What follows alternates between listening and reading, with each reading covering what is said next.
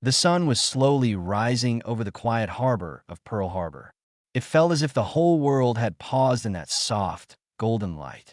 Sailors idled on deck, sharing cigarettes, joking amongst themselves, utterly unaware that their peace was an illusion.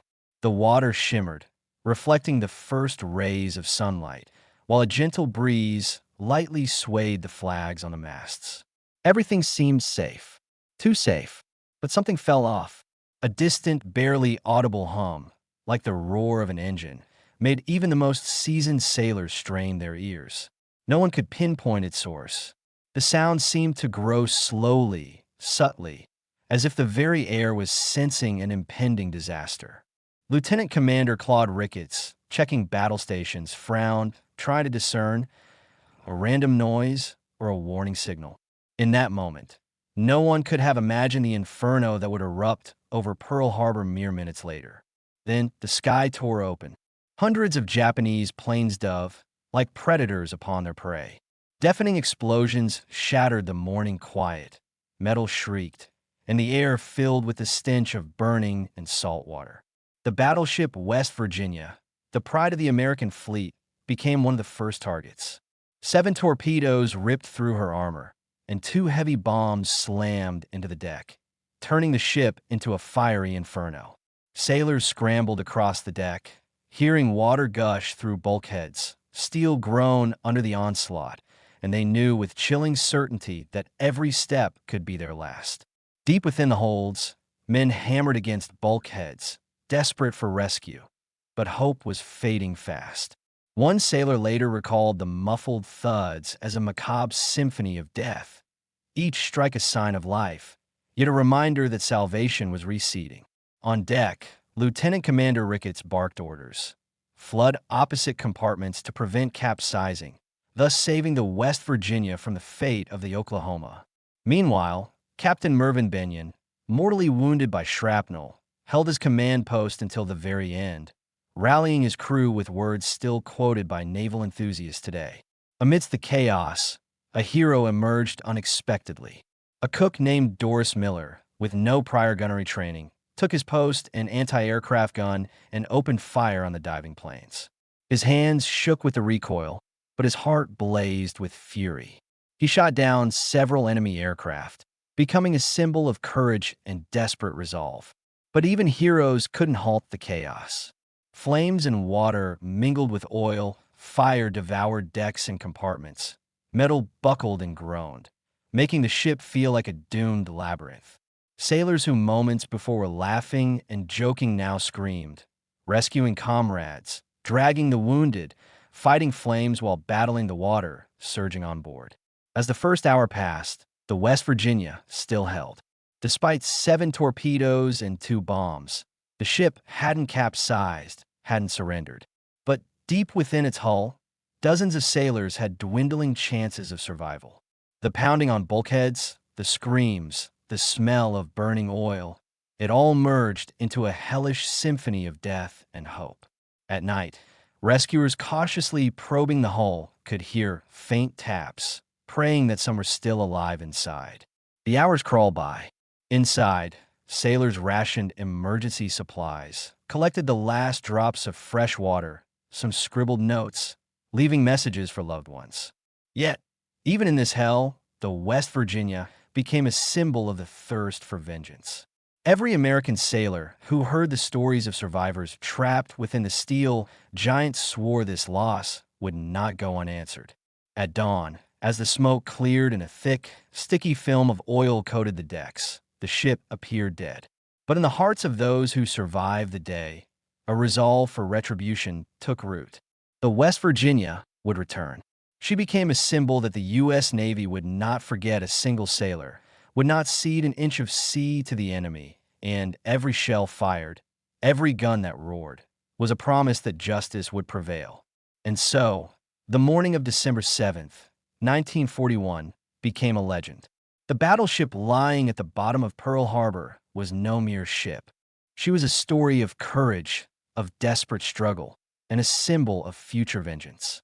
And everyone who heard of that day asked themselves one question: how would this steel giant survive, And what would it answer to the enemy in the battles to come? The ship rested on the seabed, as if torn from time. The water above stirred lazily, as if the shore feared disturbing the giant's slumber. But this sleep was a deception. Beneath layers of silt and oil, in the darkness of the holds, human hearts still beat. Those who survived on deck looked at this dead silhouette with bitterness and hatred. Could steel be reclaimed? Could a debt be paid for those who died in silence in the black water? The work began quietly and perilously. By night, when the smoke cleared and the curious crowds receded, pontoons and repair ships approached the hull. Divers descended, not for a leisurely excursion, but an entry into a capsule of death. Murky water, the stench of oil, hidden debris, fragments, invisible hooks that could tear a helmet and steal one's breath. Every descent was a gamble with fate. Every ascent, a silent prayer. The salvage team was led by an experienced engineer, a man who spoke to iron and water as if they understood him. He believed raising the West Virginia was not just an engineering feat, but an act of remembrance. Audacious plans alternated with long, nocturnal calculations. Where to rivet a steel plate, which breaches to seal first, how to position the compressor pumps so the air flooding the compartments wouldn't ignite residual fuel. On the first night, one diver was nearly buried forever. He plunged into a hold, guided by old charts showing breaches. Darkness swallowed him, his lamp barely piercing the murky water. Suddenly, a machine gun belt, not one lying the hold, but seemingly shrapnel from an old explosion, snagged his helmet. He jerked, and in that tremor, he heard another sound. Not mechanical, not an echo, but human, a dull, rhythmic tap against a bulkhead. The diver's heart stopped. This wasn't a reflection, not a sonar ping. Someone inside was still pounding, like a person desperate to say, "I am alive." That sound changed everything. What could have been dismissed as corpses and rust transformed into a story with faces. They began searching for markings on the walls, with fingers, with their lamps, with the chilling cold of the water. And they found them. In a stern compartment on a scorched bulkhead, someone had scratched dates with a pencil, one after another. 8, 9, 23rd. The last line was incomplete. The men who rose from the water felt, for the first time, that there were living people beneath them. Not a legend, not an abstract tragedy. Concrete names, concrete pleas for help. It was a twist that sent chills down their spines. Those metallic taps weren't just random noises, but cries for help that had lasted for weeks. Now, the decision to lift the ship ceased to be purely economic or technical. The fleet faced a moral choice. There was another logic, too. It would be simpler to scrap the hull, salvage the armor, and use the metal for new ships. But in the headquarters, someone stated, firmly and quietly, "We will raise her," because they were tapping. It sounded like a verdict and a promise all at once. On the morning of the final operation, they began. Steel plates were secured to the pontoons. Divers welded them shut along the seams like surgeons.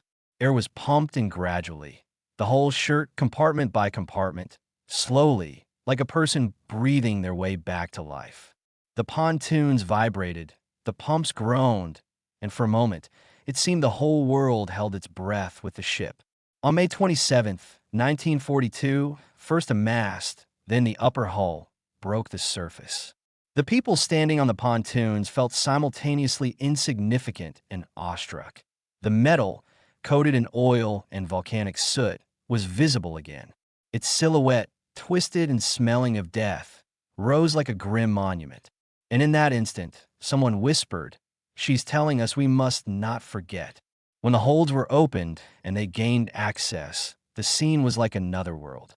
On the walls, scratches, notes, carved names, empty cans, evidence of the final hours. The men who held out to the last died, not from fire or metal, but from thirst and suffocation, from the silence that had enveloped the ship. It was a bitter discovery that hardened the resolve of those working on a rescue. And then, something else, even more arduous, began. Not just lifting metal, but turning it into a weapon. Hammers rang out in the docks, saws whined, torches roared. The old superstructure was dismantled, Unsuitable parts were stripped away, clearing space for the ship's new head, lighter, yet seemingly looking towards the future. Radars, antennas, fire control systems. The torpedo blisters, designed to absorb impact, were added to the sides like external ribs, so the new hull could withstand what had previously sent it to the bottom. Sometimes at night, after long days of welding and riveting, the men would gather at the stern and look out at the water in silence. Their conversations were brief, like whispers, about those who didn't return, about the tapping they'd heard, about the letters left in the pockets of the fallen. These pauses were also part of the repair, not just of steel and bolts, but of a memory that could not be cut out and thrown away. By the time the modernization had been underway for about 3 months, the hull bore new features: radars, massive anti-aircraft shields, twin gun mounts, a new bridge that resembled an eye ready to see the enemy before it approached. The engine room was repaired, the steam turbines meticulously tuned. The ship, which had lain at the bottom a year ago, now began to look like a beast reassembled for the hunt. And then, to the hoarse applause of the workers and the quiet chants of the engineers, the West Virginia was ready to sail. For some, it was a debt repaid; for others, a political decision; for still others, personal revenge. But no one saw it as mere metal anymore. For those who held the blueprints and looked into the eyes of the sailors, the West Virginia became a promise that the sounds from the depths would not be forgotten, that the taps on the bulkheads would not go unanswered. And as the ship, coated in fresh paint and a new superstructure, slowly pulled away from the dock, everyone standing on the shore understood. This was not just a battleship returning to service. It was a vow, and fate had a score to settle for its fulfillment. Mid-1942, a morning mist hung over the Pacific Ocean, and the horizon appeared smooth and tranquil, as if nature itself was trying to deceive those who had witnessed destruction. But at the shipyard where the battleship West Virginia stood, the noise of work and the smell of freshly laid metal signaled a giant preparing for a new breath. Within these steel depths, life, which water had tried to consume a year ago, now surged. The first weekend trials were deceptively quiet. Gunners worked on deck, testing new aiming and firing systems, while engineers closely monitored instrument readings. For 18 hours straight, they watched pressure gauges, turbine temperatures, and projectile accuracy. Every click of machinery sounded like the music of war, not heard on the battlefield, but felt in every touch of armor and steel. An old naval commander, a Pearl Harbor veteran, stood on the bridge, gazing at the horizon. His eyes held not joy, but the shadow of that December morning. He understood that this battleship was more than just a weapon. It was a symbol of retribution, destined to endure every storm and every enemy salvo. He placed his hand on the radar, rotating on its new tower, and said, "Let them know the steel remembers." The first real test came unexpectedly. As they approached the Hawaiian Islands, a storm erupted. Waves crashed against the hull, drenching the deck with water. The wind tore signal flags from the masts, and the roar of thunder mingled with the whine of turbines. The crew felt it. Now not just the mechanics, but the spirit of the men was being tested. Shells and mechanisms withstood the fury of the elements, and the sea winds, as if testing courage, unleashed squalls of rain and droplets of salt water onto the deck. At that moment, the hook of history caught in every gaze. On the horizon, amidst the waves, a silhouette appeared, a towed training target pulled by a squadron. The gunners raised their barrels, and for the first time, the new radar displayed its full power. Even through rain, fog, and flashes of lightning, the ship spotted the target before it broke the surface. The first salvo was perfect, 16-inch shells, each weighing nearly a ton, cut through the waves and struck the target. The silence on the bridge was almost sacred. The steel remembered Pearl Harbor, and now it showed that its rebirth had not been in vain. But the tension intensified when the training target malfunctioned. It turned towards the battleship, and for a brief moment, it seemed the ships would collide. The crew's hearts froze. Every movement was calculated in milliseconds. The captain commanded swiftly, maneuvering speed, full ahead. The battleship, despite its 20,000 tons, seemed to sense the order and, majestically but with a groan and a lurch, sliced through the waves, avoiding collision. That moment was a twist. The steel came alive, proving that even a giant could react instantly, as if aware of the danger. The next test was interaction with a destroyer squadron. The ship had to coordinate fire, directing salvos to cover Allied ships and destroy the simulated enemy. Here, the new systems came into play: twin anti-aircraft guns, radars, fire control. Each salvo was synchronized, each barrel like part of a single organism. The sailors on deck understood that their hands and eyes had become extensions of the steel. And all this against a backdrop of internal tension. The rookies trembled with fear, but the old sailors shared stories of the tapping in the holds, of how men held on until the last moment. These stories were catharsis for them. They understood that now, in these trials, their own story was being forged. The wind, the rain, the storm, and the roar of the turbines all became part of a living lesson as the battleship educated its crew. After a week of trials, the time came for the first shots in real combat conditions.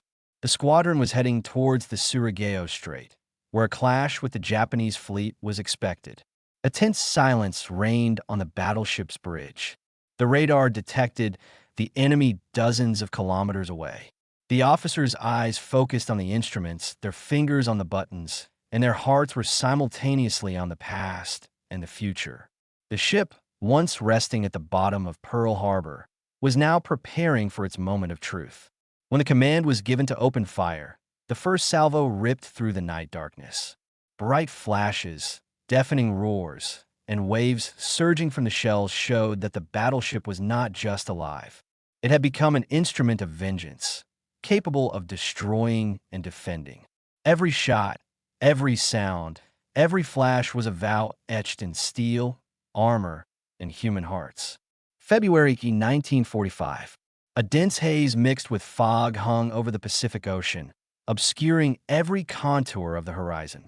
In the distance, tens of kilometers away, the silhouette of Iwo Jima emerged, a small patch of land that the Japanese had turned into a veritable fortress. Positions on cliffs, kilometers of underground tunnels, concrete pillboxes, and thousands of fanatical soldiers. At first glance, it seemed there was almost no chance of getting through this trap. The ship that had lain at the bottom of Pearl Harbor a year ago now occupied its position off the coast. Its decks gleamed wetly from the night's rain, and its steel flanks appeared even more formidable. Officers stood on the bridge, intently watching the instruments and radars. An old veteran, who had survived the attack on Pearl Harbor, ran his gaze over the new gun turrets, the twin anti-aircraft guns, and the universal cannons. His lips moved in a silent prayer. May no one break this steel shield. The hook of history froze in every movement. Ahead lay not just an amphibious landing, but a test of everything the crew had learned. Only the wind was audible on the island, and this hushed hum seemed like a harbinger of hellish battle. The sailors knew that any mistake here would cost lives. The first salvos were fired by the main battery gunners. 8 16-inch guns, each shell weighing nearly a ton, tore through the morning haze, striking Japanese fortifications. Each explosion caused underground tremors that echoed along the rocky slopes. The tension escalated as the first Japanese machine gun nests and sniper positions appeared on the horizon. The Marines, preparing for the landing, had not yet moved, but every salvo from the West Virginia turned the island into a raging cauldron. Explosions shook the ground, concrete fortifications crumbled, and the air filled with thick smoke. But the Japanese were ready. Shots echoed from underground passages. Attempts were made to restore destroyed positions, and every moment of silence on the battleship's deck was dangerous. At this moment, a twist occurred. The landing craft began their movement towards the shore, but the enemy attempted to stop them with fire. Machine gun bursts erupted from the heights of the cliffs and from the tunnels, and Japanese snipers tried to target the command posts.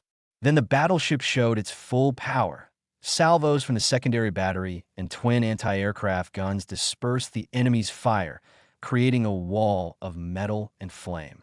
The Marines, in their boats, saw before them a fiery screen behind which they could advance.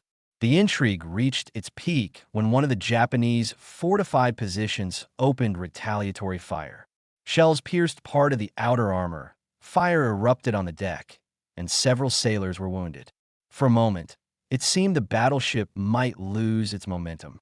But the coordinated actions of the crew, the speed of repairs, and the reaction of the old gunners showed the West Virginia not only held its ground, it became a living organism that defended its crew. The catharsis came with the climax. In the first few hours of the landing, the battleship's artillery destroyed all key enemy positions, obliterated weapon depots, and pillboxes that threatened the Marines. Every shell, every salvo was a symbol of retribution for Pearl Harbor, for Leyte, for all who had fallen before. The sailors looked at the destroyed fortifications and understood that their battleship's steel had become a wall through which no one could pass alive. In the evening, as the first sunset rays touched the water, fatigue and quiet joy settled on the decks. The battle for Iwo Jima continued, but the main blow had been struck. The West Virginia had proven that even after near total destruction, she could be a center of power, a living shield, and a destructive force simultaneously. And every sailor on board realized their steel giant was now more than just a weapon.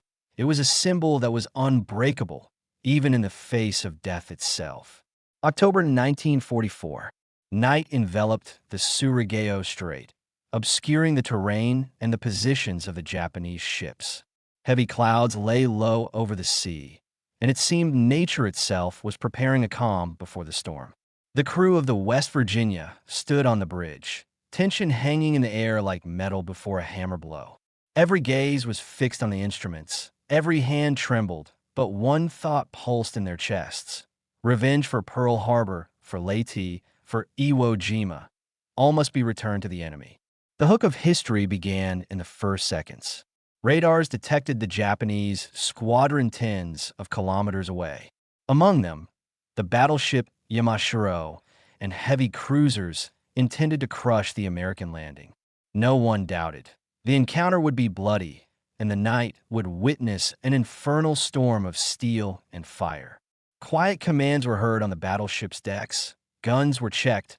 Officers cast a final glance at the young gunners. In that moment, it seemed time stretched, and every breath was worth its weight in gold. The tension escalated with the first salvos. At 3:53 in the morning, the commander gave the signal. The massive 16-inch barrels of the West Virginia slowly turned towards the target. Tongues of fire flashed in the darkness, and the first shells struck the Japanese battleship Yamashiro with precision. Explosions spread across the water, echoing off the cliffs and neighboring ships. American destroyers joined the attack, launching torpedoes, and the Japanese column began to sink into chaos, like sand slipping through fingers. Sailors on deck held their breath, but they knew every salvo was a debt they were repaying for fallen comrades. The twist came when the Japanese attempted to return fire. Their shells flew into the darkness, but the American radars were accurate. The West Virginia functioned as a single organism. The steel levers of the guns rotated nonstop. Anti-aircraft guns tore through the air, repelling air attacks. Despite the noise and thunder, the crew felt in control. But the tension did not subside. At any moment, the enemy could break through, and the outcome of the battle would be different. At this moment, every sailor became part of history. Young gunners, participating in a night battle for the first time, watched as old veterans moved to the guns with cold determination. Every salvo was precise. Every shell hit its target. The battleship's shells struck Japanese decks. Explosions erupted, sending clouds of fire into the air. The Japanese battleship Yamashiro took several direct hits, its decks burned, and torpedo salvos destroyed ship hulls. The sailors understood. This was not just a battle. It was vengeance clad in steel and fire. The catharsis arrived as dawn began to illuminate the strait. The Japanese squadron was destroyed, the Imashiro was slowly sinking, and only wreckage remained on the surface. The Americans lost only a few escort ships, but the main blow had been struck. The crew of the West Virginia felt a complete sense of retribution for the first time, an understanding that their battleship had not returned to life simply to participate in battles, but to pay for past losses. Every salvo, every second of combat showed that the battleship's steel had become a symbol of unbroken will. After the battle, sailors stood on deck, watching the subsiding water. The heavy hulls of the destroyed Japanese ships were a reminder of the path they had traversed, from Pearl Harbor to Iwo Jima, and now to Leyte. Their battleship had survived, risen from the ashes, and become a weapon of vengeance. On the bridge, the commander uttered a short but potent phrase. "Today we have avenged, but the path ahead is still long." This ship knows no defeat. This night remained in everyone's memory. The West Virginia proved that even after almost complete destruction, she could be a center of power, a wall for her own, and a destructive force for the enemy. And every sailor on board realized their steel giant was now not just a ship, but a living symbol of retribution, capable of passing through fire and death to achieve its goal. February 1945. The Pacific Ocean no longer seemed a peaceful, calm expanse. It had become an arena where the fate of thousands of lives and the outcome of the entire war were being decided. The crew of the West Virginia felt the tension in the air.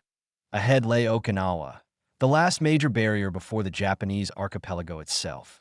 In the sailors' eyes reflected the premonition of hell: fortifications on the shore, mines in the water, and, most importantly, the kamikaze suicide pilots, ready to crash into ships and die with them.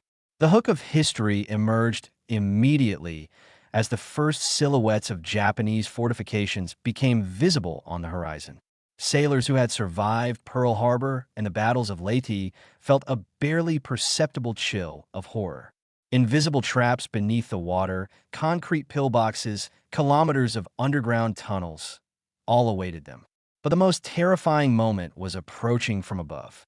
The first kamikazes appeared in the sky, planes whose pilots had decided to die for their country. The West Virginia had to meet them with a wall of fire. On the bridge, the commander gave the order, "All hands to battle stations. Steel and fire. Our defense." Every second was worth its weight in gold. Every mistake could cost the lives of the entire crew. The tension escalated with the first salvos. 8 16-inch guns ripped through the silence and darkness, each shell weighing nearly a ton, impacting Japanese fortifications. Flames soared dozens of meters high. Clouds of smoke enveloped the shore. Marines advancing towards the beach felt a steel giant standing above them, literally clearing their path through hell. But new threats rained down from the sky. Kamikazes attacking in waves, flying towards Allied ships. At first, several planes were shot down, but each new one flew closer. Each impact was mortally dangerous. The crew of the West Virginia worked tirelessly. Anti-aircraft guns whistled. Tracers ripped through the darkness. Shells fell in precise bursts. The twist manifested when several planes broke through the wall of fire. One struck the deck, destroying an anti-aircraft mount, and several sailors were wounded. The explosion shook the hull, but the West Virginia did not stop for a second.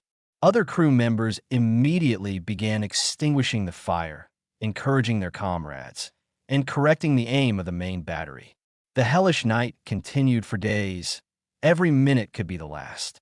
Despite fatigue, determination was reflected on the scorched and exhausted faces of the sailors.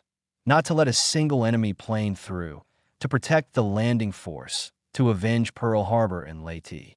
Special tension arose during the Marine landing. Landing craft advanced towards the shore, and the Japanese attempted to open fire on the tanks and soldiers. The West Virginia transformed into a living fortress, its guns unleashing fire on enemy positions. Every salvo destroyed pillboxes. Every shell blasted underground passages. The sailors saw the land turn into a black mess, but they understood. This was the only way to save the lives of thousands of American soldiers.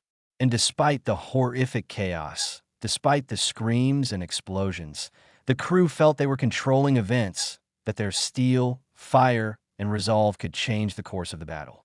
The catharsis came gradually, as after several days of bombardment, the island was practically destroyed. The American Marines broke through the last fortifications, and the American flag was raised on Suribachi. The crew of the West Virginia watched this through binoculars, understanding that their steel giant had played a decisive role. Every second of combat, every shell, every drop of sweat and blood spent became part of this victory. The sailors felt that their battleship was not just alive. It had become a symbol of vengeance and unshakable strength. After Okinawa, a relative quiet ensued. The crew continued to perform combat missions, destroying the last fortifications, supporting the landing force, repelling isolated kamikaze attacks.